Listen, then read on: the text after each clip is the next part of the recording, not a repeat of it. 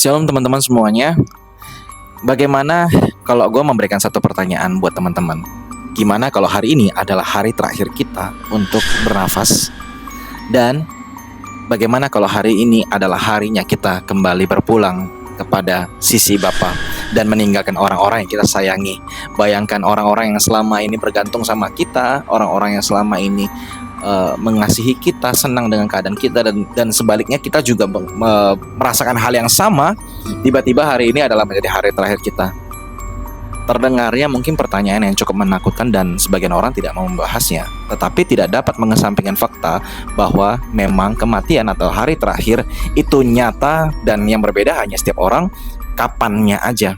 Tetapi Mazmur menyadari kelemahan kita ini, maka dalam Mazmur 90 ayat 12 berkata, "Ajarilah kami menghitung hari-hari kami sedemikian, supaya kami memperoleh hati yang bijaksana."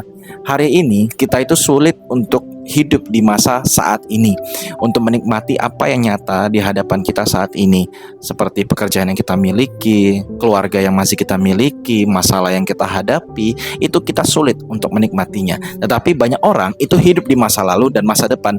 Bagaimana jika kalau masa depan aku punya ini, aku begini, keluarga aku begitu, atau yang terjebak di masa lalu, seharusnya dulu tuh aku nggak begini, seharusnya dulu tuh aku nggak begitu. Banyak orang hari ini hidup dalam penyesalan atau hidup dalam ketakutan.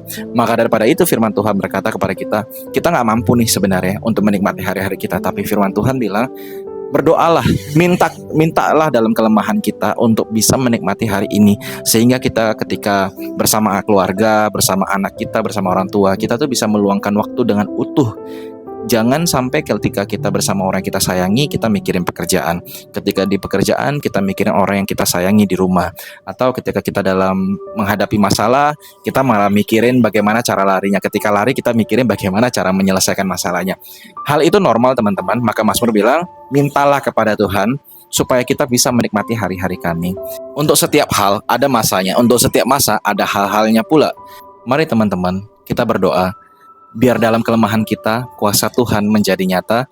Kiranya Tuhan selalu menguatkan langkah kita. Kiranya Tuhan memberikan kita hati yang bijaksana untuk kita bisa selalu menikmati hari-hari kita. God bless everyone.